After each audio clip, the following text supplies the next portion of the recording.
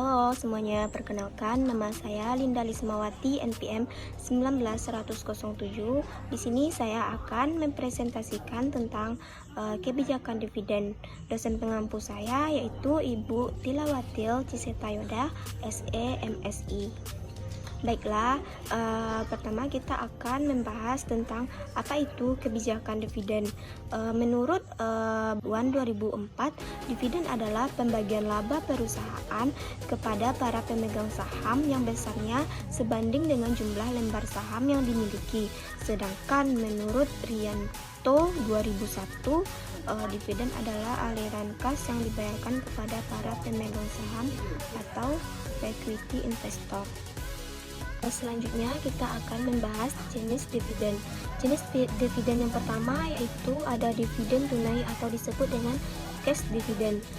Jenis dividen tunai adalah yang paling umum dibagikan kepada pemegang saham. Cara pembayarannya adalah secara tunai, sehingga hal ini lebih disenangi oleh para pemegang saham.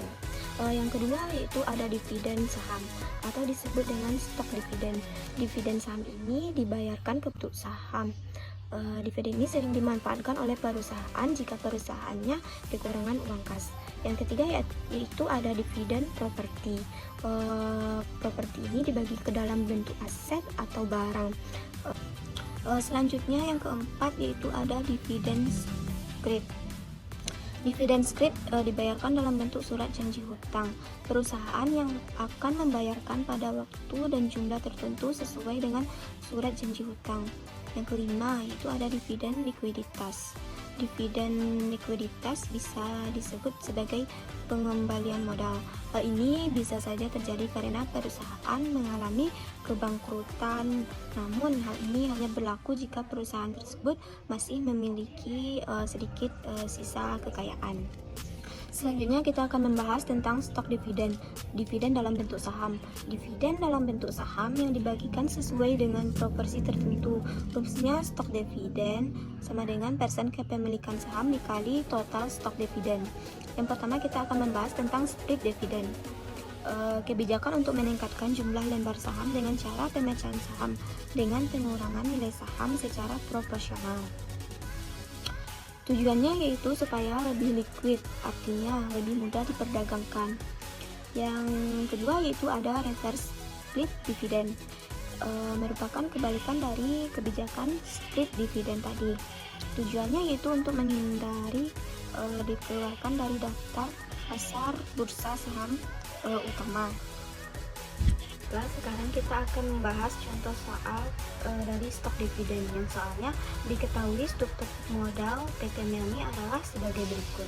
Saham biasanya yaitu 48 juta, agio sahamnya 27 juta, laba ditahan 25 juta, jadi jumlah modal sendirinya 100 juta. Jika perusahaan melakukan stok dividen sebesar 20% dari lembar saham biasa, sedangkan harga pasar 8.000 per lembar, maka tentukan struktur modal baru setelah dilakukan stok dividen dan berikan analisisnya.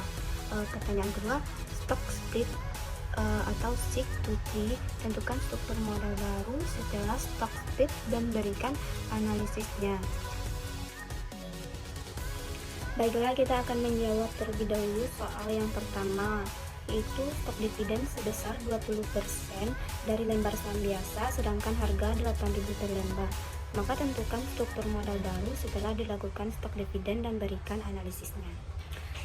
Stok dividen sama dengan 20% dikali 12.000 lembar sama dengan 2.400 lembar.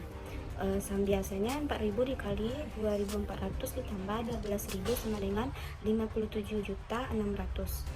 Agio saham sama dengan 27 juta ditambah 2.400 dikali 8.000 dikurang 4.000 sama dengan 27 juta ditambah 9.600 sama dengan 36.600. Sedangkan laba ditahannya sama dengan 25 juta dikurang 2.400 dikali 8.000 sama dengan 5.800. Selanjutnya struktur modal baru PT Melni adalah sebagai berikut. Saham biasa nya yaitu 57.600.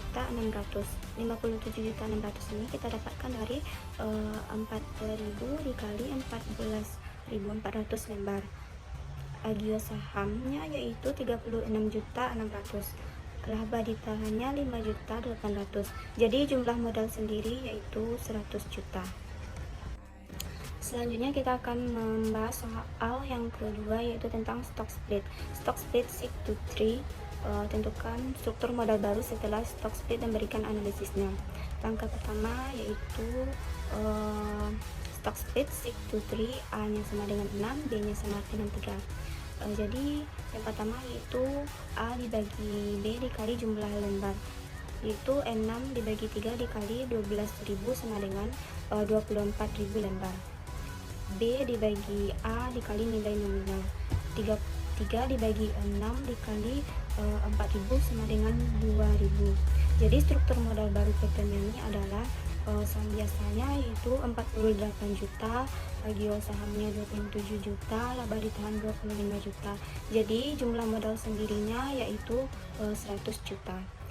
Analisisnya, jika perusahaan melakukan stock split 6 to 3, maka jumlah lembar saham bertambah menjadi 24.000 lembar, sedangkan nilai nominal saham akan berkurang menjadi 2.000 per lembar. Untuk yang stock reverse split 2 to 5, tentukan struktur modal baru setelah reverse split dan berikan analisisnya. Stock reverse split 2 to 5 yaitu A dibagi B dikali jumlah lembar, 2 dibagi 5 dikali 12.000 sama dengan 4.800 lembar.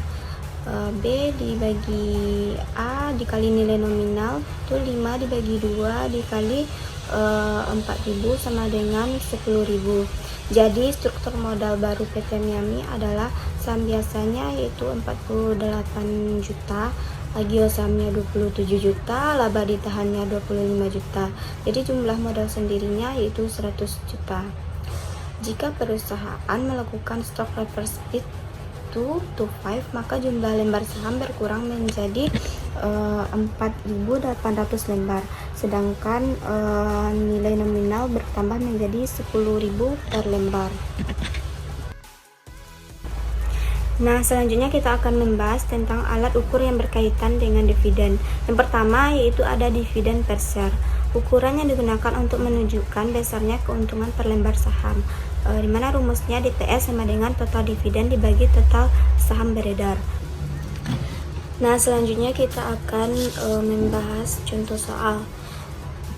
PT Bunas Finance Indonesia Tbk memiliki total saham beredar sebesar 57.659.116 rupiah per lembar.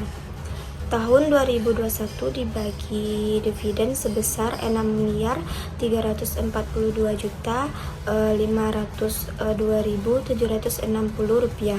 Berapakah besarnya DPS?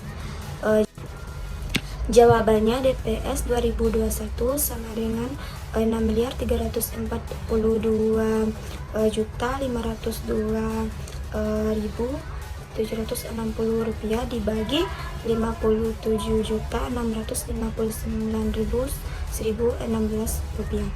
Maka jawabannya yaitu 110 per lembar saham. Artinya keuntungan 110 per lembar saham. Nah, yang kedua yaitu ada dividen yield, merupakan alat ukur yang digunakan untuk menilai kinerja saham. Rumusnya yaitu DPS dibagi harga pasar saham. Semakin besar dividen yield, semakin menarik bagi investor karena keuntungan per lembar saham yang diberikan perusahaan tinggi. Selanjutnya yaitu ada dividen payout ratio atau DPR. DPR adalah perbandingan antara dividen per share atau DPS dengan earning per share atau EPS, digunakan untuk menghitung rasio pembayaran dividen. Nah, selanjutnya yaitu ada bentuk-bentuk kebijakan dividen. Yang pertama yaitu kebijakan dividen yang stabil. Dividen yang dibayarkan berfluktuasi tergantung besarnya keuntungan dari pemegang saham. Misalnya DPO 60% dari keuntungan. Jika keuntungan 1 miliar, maka dividen yang dibayarkan sebesar 60% dikali 1 miliar sama dengan 600 juta. Yang kedua yaitu ada kebijakan kompromi. Merupakan suatu kebijakan dividen yang terletak antara kebijakan per saham yang stabil dan kebijakan dividen payout ratio yang konstan ditambah dengan persentase tertentu pada tahun-tahun yang mampu menghasilkan laba bersih yang tinggi. Nah, yang ketiga yaitu ada kebijakan dividen payout ratio tetap. Jumlah dividen akan berubah sesuai dengan laba yang dihasilkan setiap tahun sesuai dengan rasio dividen payout ratio atau DPR yang tetap. Yang keempat yaitu ada kebijakan dividen residual. Besarnya dividen yang dibagikan akan dipengaruhi oleh tidak adanya kesempatan investasi. Saham yang memiliki dividen stabil lebih diminati pemodal dibandingkan saham yang dividennya didasarkan pada persen tetap dari laba. Nah, sampai di sini dulu presentasi saya tentang kebijakan dividen. Kalau ada kritik dan saran dari teman-teman, silakan tulis di kolom komentar.